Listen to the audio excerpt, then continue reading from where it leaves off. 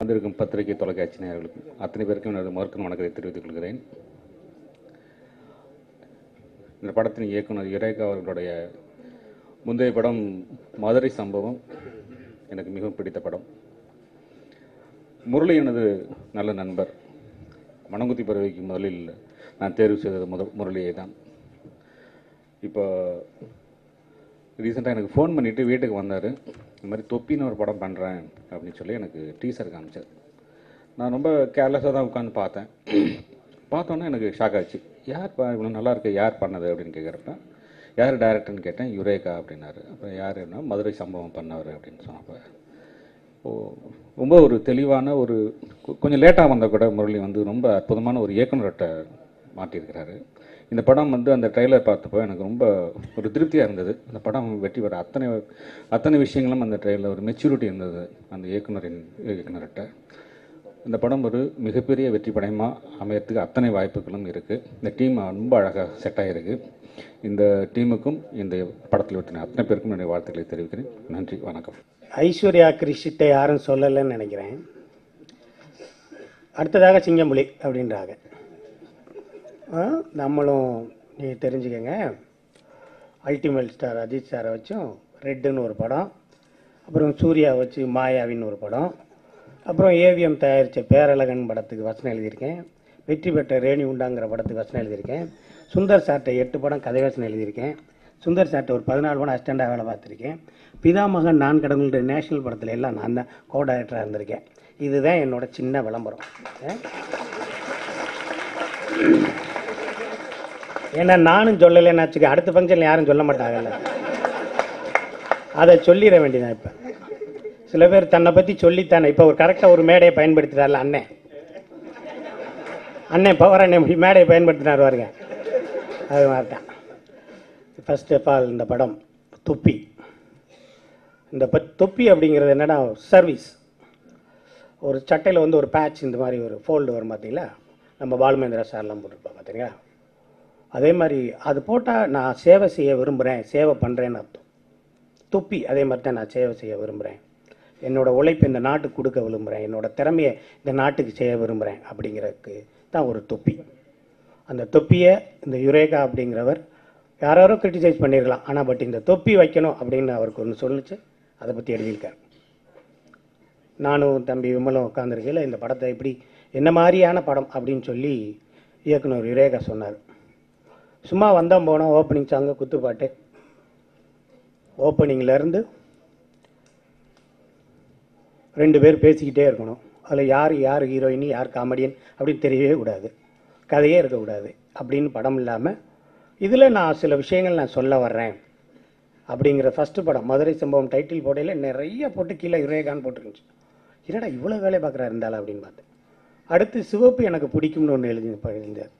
இந்த சென்னைக்கு red light area எவ்வளோ முக்கியம் அப்படின்னு சொல்லி அவர் சில கருத்துக்களை சொல்லியிருக்கார். அடுத்து தொப்பி. இதில் வந்து இந்த படத்தை பற்றியான சில விஷயங்கள் அவன் இவனில் கொஞ்சம் பண்ணியிருக்காங்க. அதுக்கப்புறம் குற்ற பரம்பரையான பின்னணியில் ஒரு படம் பண்ணியிருந்தாலும் அதை பற்றி பெருசாக சொல்லாமல் லேசாக அப்படி திட்டா அப்படி சொல்லியிருக்கார்.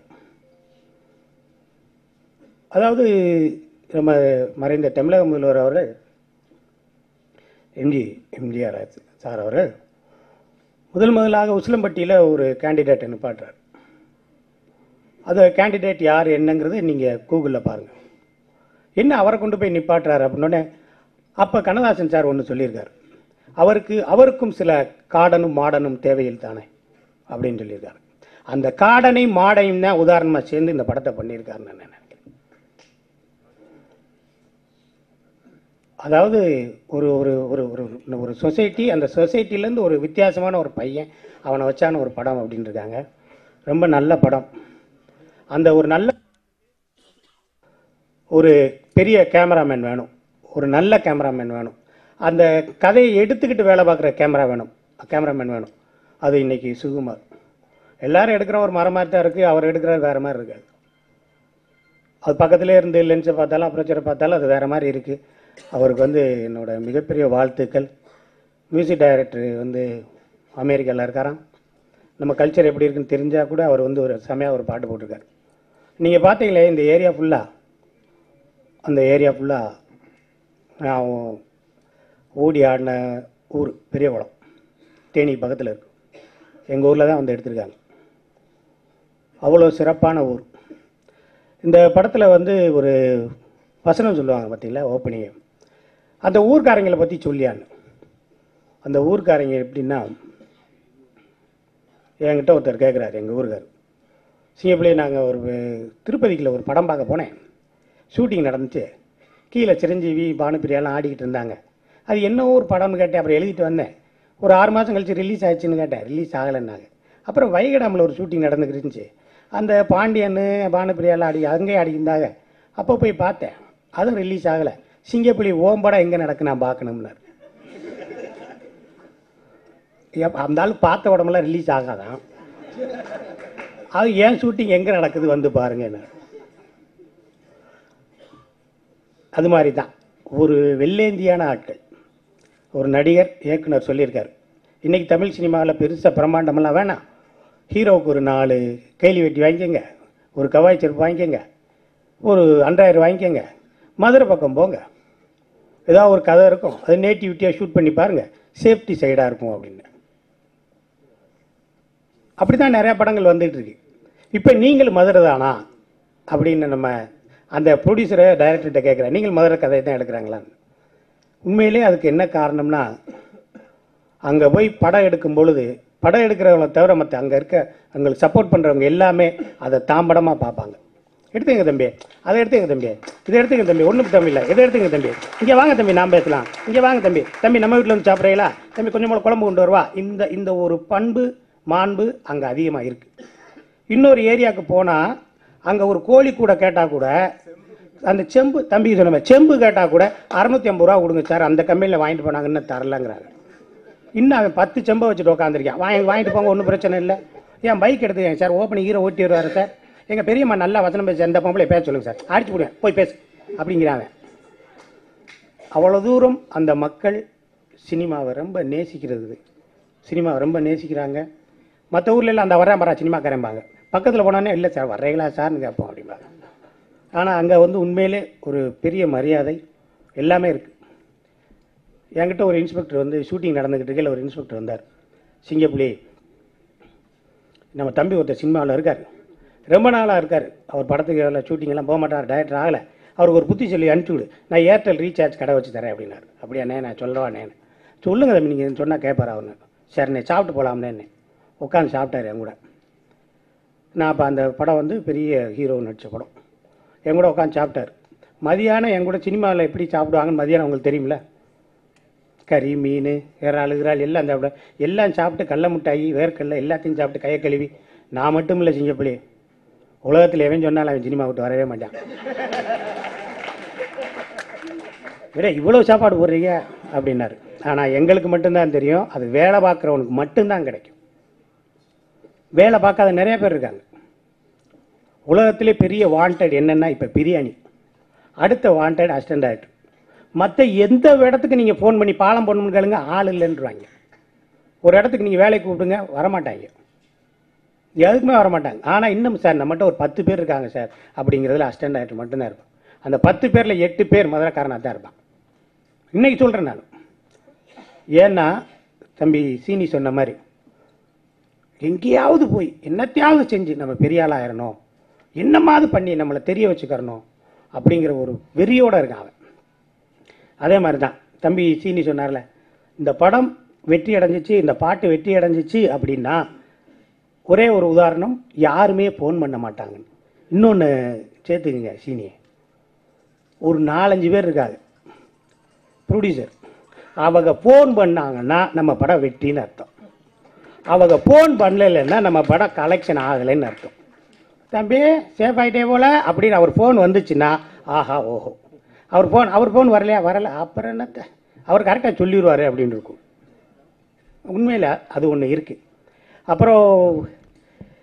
அப்புறம் நீங்கள் பவர் ஸ்டாரை போய் இளம் கதாநாயகன் என்னமோ சொன்னீங்க நீங்கள், சரி, இயக்குனர் பவர் ஸ்டார் அவர்கள் வந்து சொன்னார், நம்மளை கூப்பிட்டு போகிறாங்க, சாப்பாடு போடுறாங்க, கைத்தில் தொங்க விடுறாங்க, கஷ்டப்படுறது, நம்ம கஷ்டமாக படுறோம்.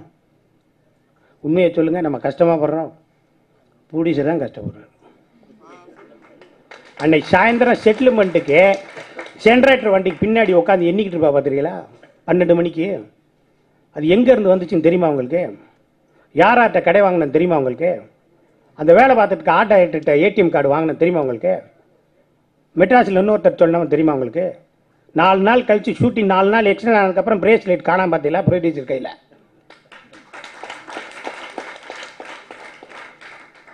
உங்களுக்கு என்ன இப்போ என்ன உங்களுக்கு டெபாசிட் கட்டி கூட்டி போடுவாங்க. அமெரிக்க சினிமாவில் இல்லையா? அப்படிலாம் இருக்காது. காசு இருக்காது, காசு கொடுக்க முடியாது. இருந்தாலும் ஷூட்டிங் போகணும். நம்பிக்கை தான், நம்பிக்கை தாங்க. என் தம்பி என்ன சீனியும் சேதுபதி எப்படிங்க ஜெயிச்சாங்க? எத்தனை கோடியை கொண்டு போனாங்க? 40 நாள் எடுக்கலையா படம்? 35 நாளா? 35 நாள் எடுக்கலையா? இவர் என்ன 5 கோடி வச்சிருந்தாரா? அவர் என்ன 4 கோடி வச்சிருந்தாரா? என் தம்பி விமல் எங்கே போனேன்? தஞ்சாவூருக்கு போனேன். எத்தனை நாள் பேட்டா கொடுக்கல? இவன் காசு வாங்கி கடன் கொடுத்துருக்கான். அந்த ப்ரொடியூசர் எவ்வளோ கடன் வாங்கி கொடுத்துருக்காரு? வெற்றி பெறலையா?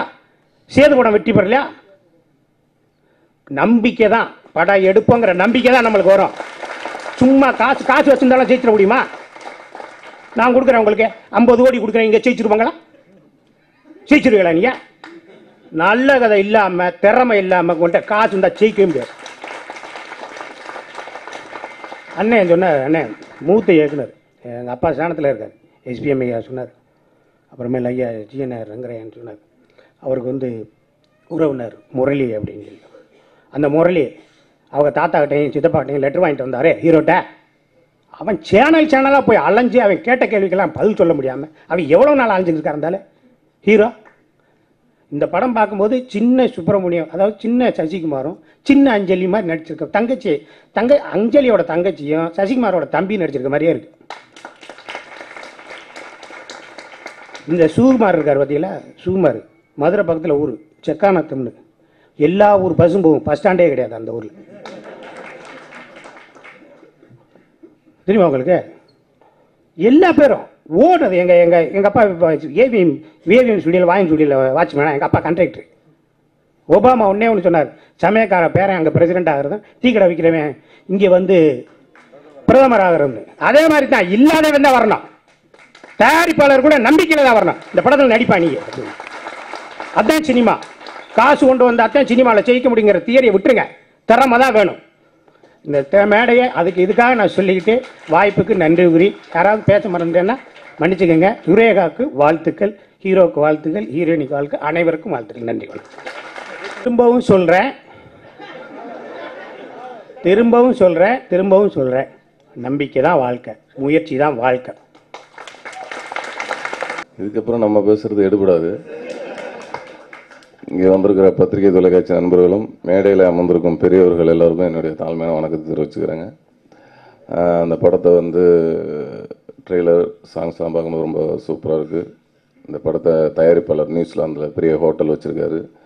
நிறைய பேருக்கு அங்கே சாப்பாடு போட்டு சம்பாரிச்சு இங்கே கொண்டு வந்து இந்த படத்தை எடுத்திருக்காரு. இந்த படம் வெற்றியாகி இந்த படம் மூலிமா அவர் குடும்பத்துக்கு சாப்பாடு போடுங்கிற நம்பிக்கை வந்துருச்சு.